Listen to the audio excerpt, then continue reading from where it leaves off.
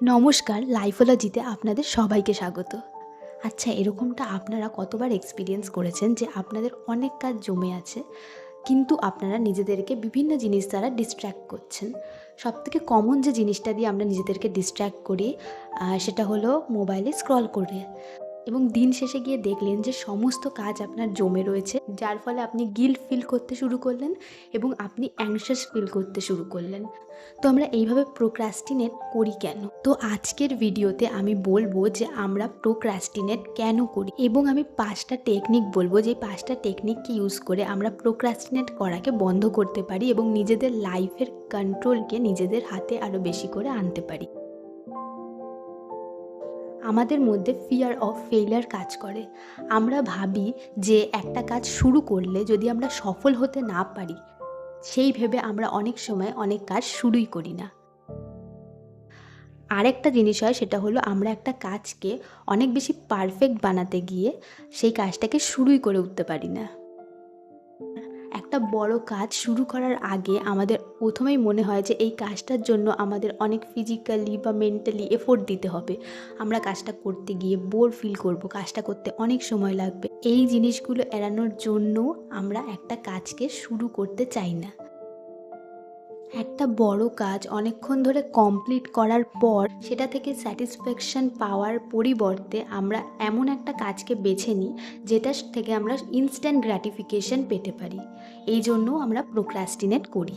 তো এইগুলো কিছু কারণ যে কারণে আমরা প্রোক্রাস্টিনেট করি।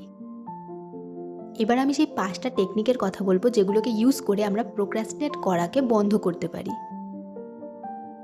একটা বড় কাজ করার কথা না ভেবে সেই কাজটাকে কিছু ছোট ছোট ভাগে ভাগ করুন। এবার ঠিক করুন যে আপনি একটা জিনিসকে মাত্র 2 মিনিটের জন্য করবেন। যেরকম একটা বইয়ের 10 পেজ পড়ার কথা না ভেবে ভাবুন যে আমি এই বইটার হাফ পেজ পড়ব, বা আধা ঘন্টা এক্সারসাইজ করার কথা না ভেবে ভাবুন যে আমি 2 মিনিট এক্সারসাইজ করব। এই 2 মিনিটটাকে খুব সাধারণ বলে মনে হলেও এই 2 মিনিটটাই আপনার মধ্যে মোমেন্টাম ক্রিয়েট করতে সাহায্য করবে। 2 মিনিটের জন্য হলেও আপনি যখন একটা কাজ কমপ্লিট করবেন তখন আপনি একটা স্যাটিসফ্যাকশন ফিল করবেন, ফলে এটা একটা হ্যাবিট তৈরি হতে আপনার মধ্যে সাহায্য করবে। এটা শুধু আপনার প্রোক্রাস্টিনেট করাটাকে বন্ধই করবে না, এর পরবর্তী সময় আপনি 2 মিনিটের থেকে অনেক বেশি সময় ধরে এই কাজগুলো করতে পারবেন। ইম্যাজিন করুন যে আপনি ফিউচারে একটা কাজ করে উঠতে পারেননি, তখন আপনাকে কী কী কনসিকুয়েন্স ফেস করতে হবে এবং আপনার কীরকম ফিল হবে।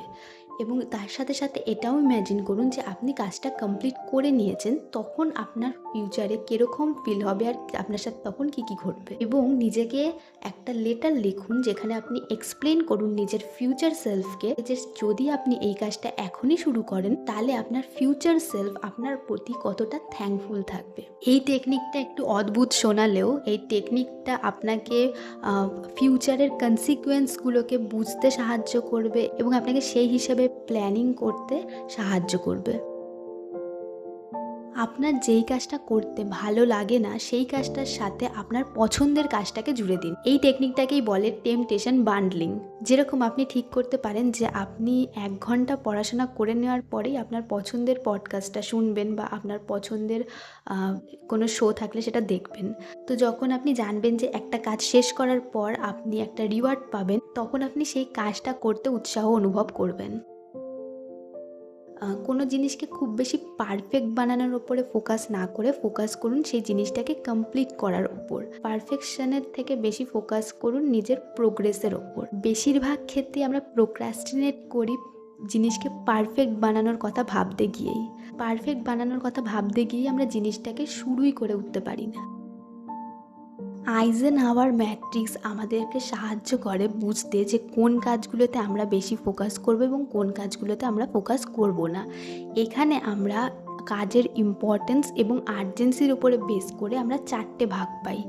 প্রথম ভাগটা হচ্ছে যে কাজগুলো ইম্পর্টেন্টও এবং আর্জেন্টও, মানে ধরুন যে আপনার কোনো প্রজেক্ট আছে যেটাতে ডেডলাইন রয়েছে, তো এই ধরনের কাজগুলোকে আমাদের তক্ষুনি করতে হবে, ডু ইট নাও। এবার আসছে যে সেকেন্ড ভাগটা, যেটা হচ্ছে যে কাজগুলো ইম্পর্টেন্ট কিন্তু আর্জেন্ট নয়। যেরকম ধরুন আপনি যে ফিল্ডে আছেন সেই ফিল্ডের নলেজ গেইন করা, এটা আপনার জন্য অনেক ইম্পর্টেন্ট। এটা আপনাকে প্রোগ্রেস করতে সাহায্য করবে, কিন্তু এইটা এক্ষুনি আর্জেন্ট নয়। ফলে এর জন্য আপনাকে আলাদা করে সময় রাখতে হবে, যেই সময়টা আপনি এই জিনিসগুলোর জন্য দেবেন। ৩ নাম্বার ভাগে আসে সেই কাজগুলো যেগুলো ইম্পর্টেন্ট কিন্তু আর্জেন্ট নয়, যেগুলোতে অতটা স্কিলস লাগে না। এই কাজগুলো আপনি অন্যদেরকে দিয়েও করাতে পারেন। এবং ৪ নাম্বার ভাগে যে কাজগুলো আসে, যেগুলো ইম্পর্টেন্টও নয়, আর্জেন্টও নয়, যে বিভিন্ন ধরনের ডিস্ট্র্যাকশন যেগুলো, এই জিনিসগুলোকে আমাদের যতটা সম্ভব মিনিমাইজ করতে হবে।